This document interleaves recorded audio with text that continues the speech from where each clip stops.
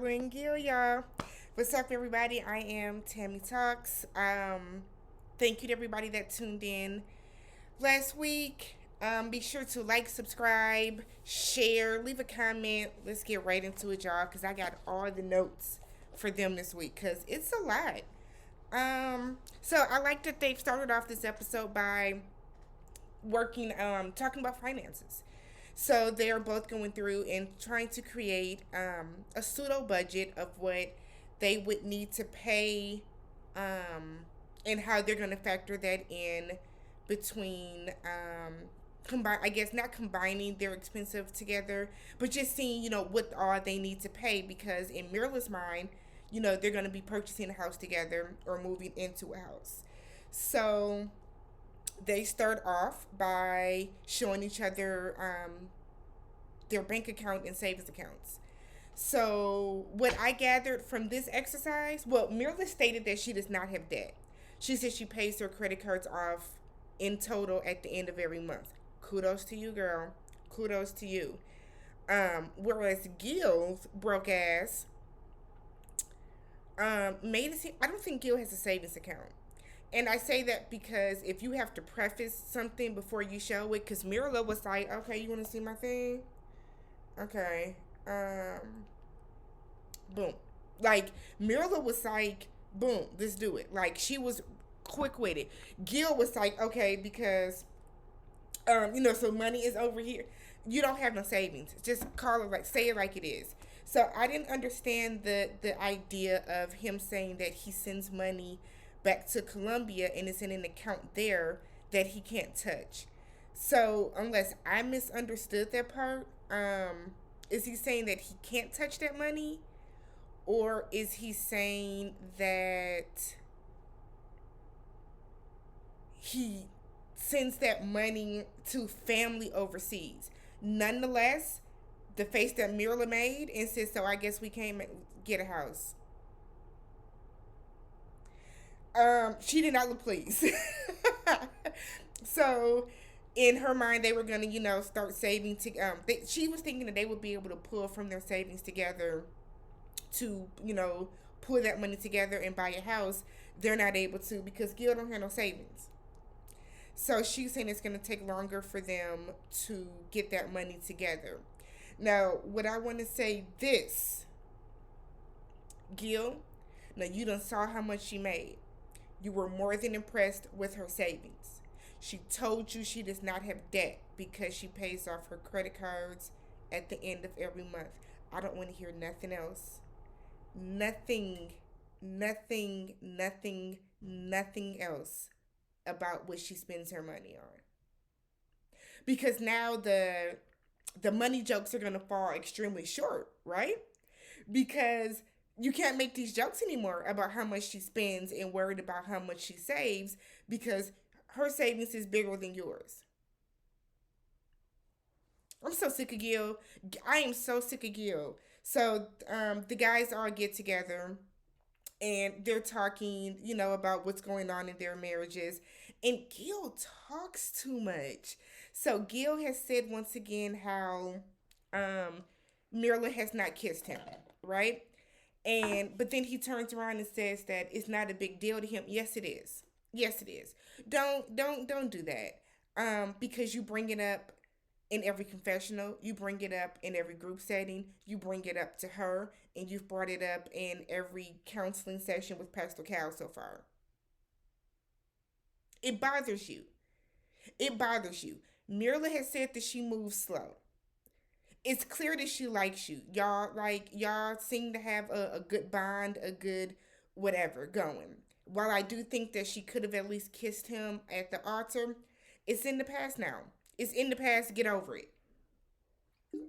Like, you can't keep harping on this and bringing it up and then saying that it doesn't bother you when it clearly does. Talk to her about it. Gil runs his mouth too much. So when they get back home, Gil is like bouncing with joy, like super giddy, like ready to gossip with her. And Myrla was like, it was cool. Like, you are not that excited. So he tells all Johnny's business.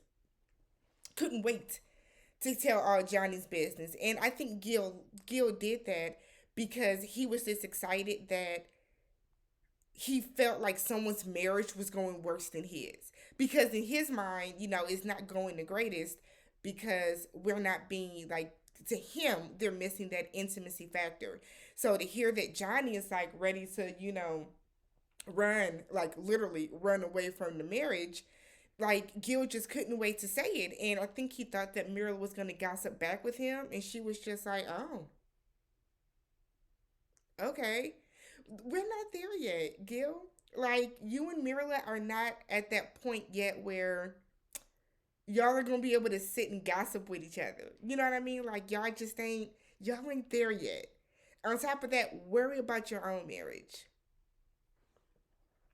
So they call his mom because Myrla wanted to meet his mom. Another good sign, Gil.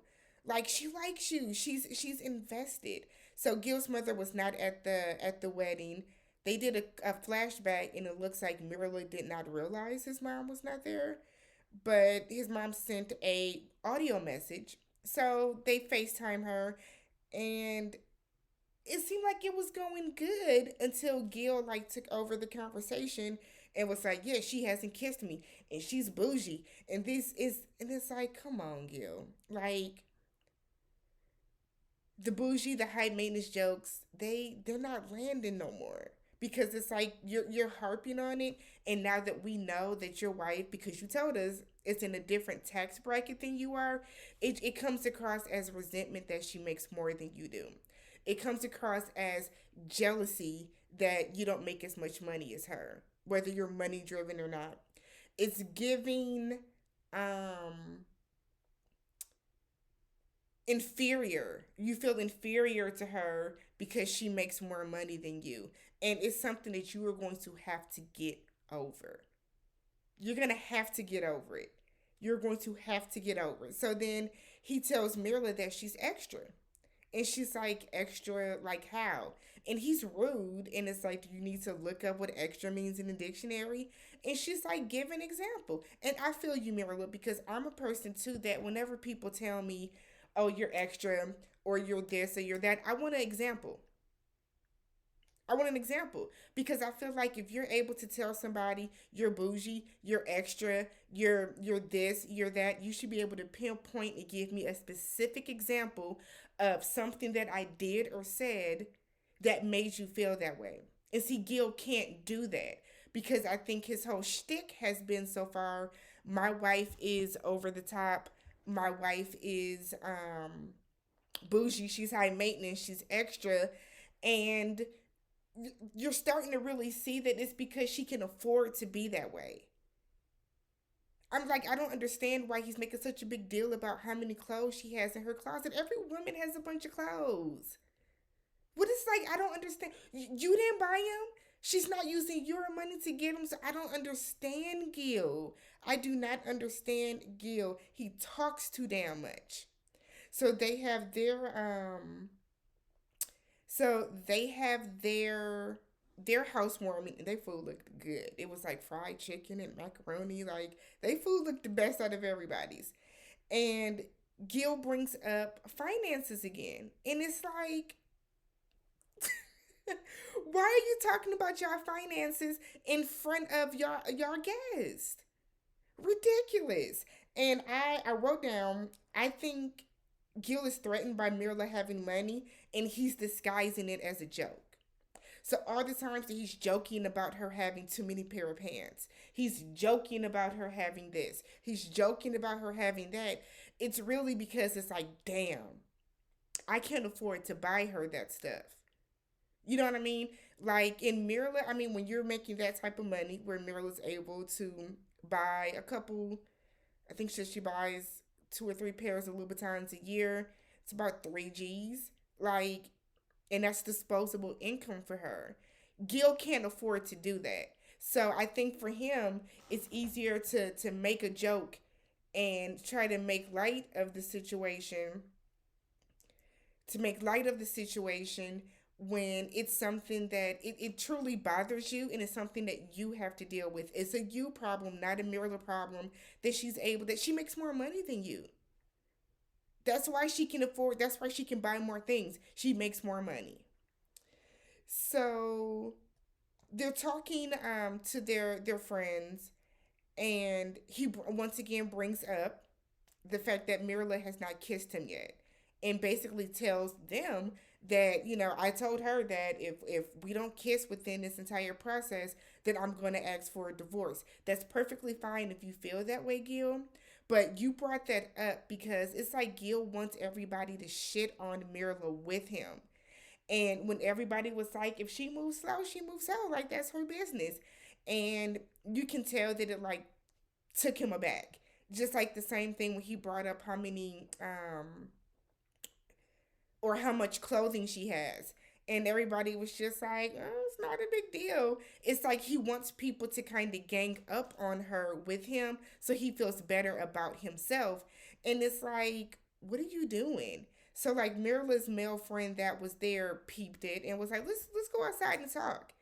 And he's telling Gil, I've never seen her like really be affectionate and do PDA and all that stuff with people. So that could be that Myrla is just, this could very well be because they're on camera and she's not comfortable, with showing PDA like that a lot.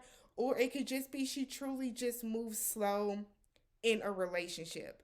And I feel like it's so annoying that Gil is harping on this at this point. If it bothers you that much, divorce her ass today. Ask for the divorce now, and then you can stop wasting everybody's time if it's not something that you're willing to deal with. But you can't say on one hand that, yeah, I'm okay with the waiting, it doesn't bother me, but on the other hand, you bring it up every damn chance that you get. You know what I mean? Like, you got to pick a struggle. Either you're going to complain about her not kissing you, or you're going to complain about what she buys. But let's keep in mind, no matter what she buys, you're the reason that they can't get a house right now. So Myrla meets with Gil's friend, and again, Gil's friend is in Myrla's business and is wondering, why, Gil's not a person that's driven by money.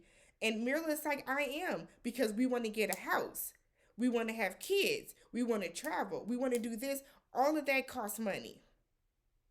And she wants to be like, and Gil don't have none. Because that's what I yelled out at the TV. Gil does not have money. He doesn't have, well, I'm not going to say he doesn't have money. He doesn't have as much money as she does. And I know people on Twitter think that Myrla would not be as resistant to Gil if he was making, if he was in her tax bracket or higher. That might be true. We don't know. But I think the real problem, honestly and truly, is that Gil keeps harping on it, and he keeps coming at her in a way where he's trying to disguise it as joking, and it's really you're being shady. Like, nobody wants to be called bougie and high maintenance and extra constantly.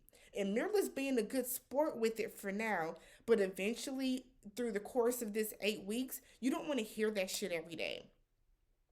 You don't want to hear somebody comment on how much you spend your money on when you can afford it. Because now he can't call out the fact that, she doesn't save and stuff because you're the problem. So then what got me though is at the end, Myrla said, well, we need to start saving to buy a house because I am not going to live in an apartment like the one he lives in now. He had a white refrigerator. We all know what it means when you have white appliances in your apartment.